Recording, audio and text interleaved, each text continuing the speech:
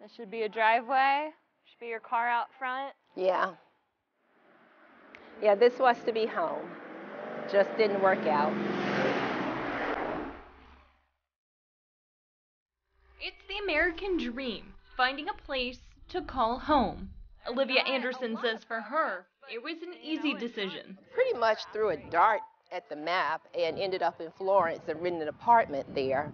And I was here for just a few weeks, said, okay, I got to get out of this apartment and find a house. So found Laura's and love it. You know, it's right near Myrtle Beach. I love Myrtle Beach. It's near Myrtle Beach, but it's absent all of the tourists. With some research, she landed on this property in late 2021. Anderson says she found it listed online and got connected with a real estate agent. A few days later, she says she met that agent at the property. So I came over and I loved it. I thought it was a very nice property. I liked the water behind it. I liked the size of the lot. So I told him, sure, I wanted to proceed. So he told me to meet him at his office and he would have the builder there. What happened at that meeting led Anderson to file this lawsuit 7 months later. The lawsuit names several defendants, including the real estate agent, the LLC 7 Sons Enterprises, and the man Anderson referred to as the builder, Lucas Board. Board isn't a builder, though, and he's not licensed with the Residential Builders Commission, according to South Carolina Department of Labor Licensing and Regulation. I emailed the department to get his contractor's license, but instead I found out he has a mechanical contractor's license with the classification of plumbing. He also has an active plumbing company, Lucas Board Plumbing.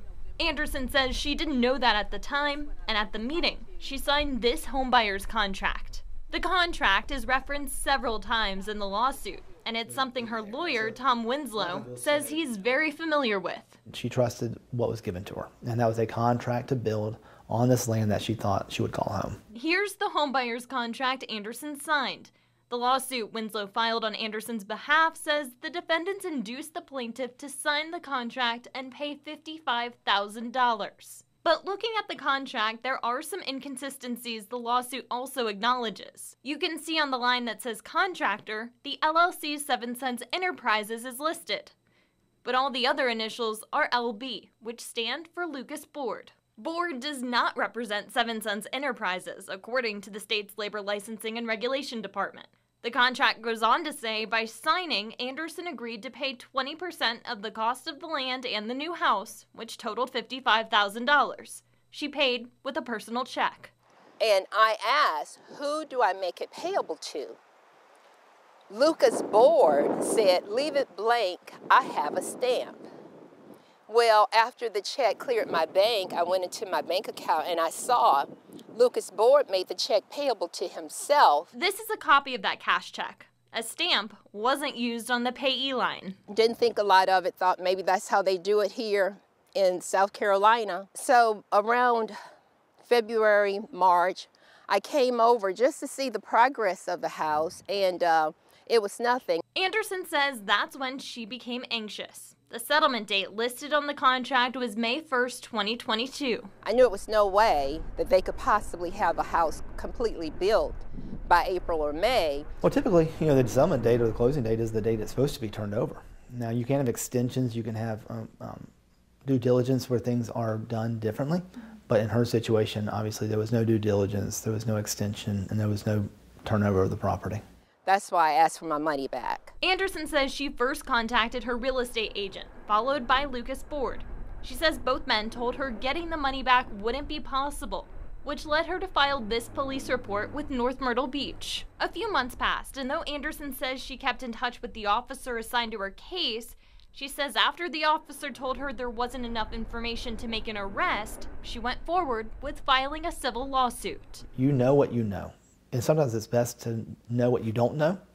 She doesn't know the law, right? So many consumers out there try to do something themselves and it doesn't pan out. And sometimes when you wait too long, it only gets worse. And that's exactly what Anderson says she found as she worked more with Winslow. Warren County's Geographical Information System reveals 7 Sons Enterprises LLC never owned the property where Anderson was supposed to have a house, despite this exclusive right to sell agreement.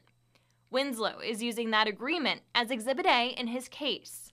The property in the agreement is referred to as Lot 6 off Highway 348. The actual owners are also named defendants in the lawsuit, but it remains unclear if the owners knew about this. Anderson also found out she's not the only one to file a lawsuit. We were able to find these 4. It appears Lucas is a common denominator, shall we say, in these situations.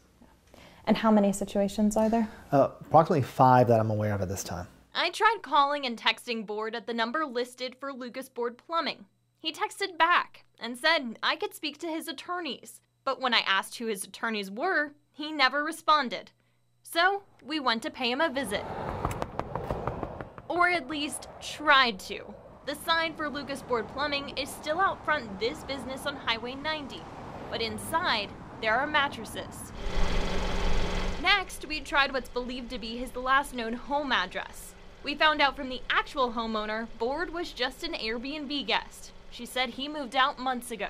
In addition to the lawsuit, the Labor Licensing and Regulation Department, which includes the Residential Builders Commission, issued Lucas Board a citation for the violation of unlicensed practice of residential building. This violation has a date of December 2nd, 2021, which is the same date Anderson signed her homebuyer's contract.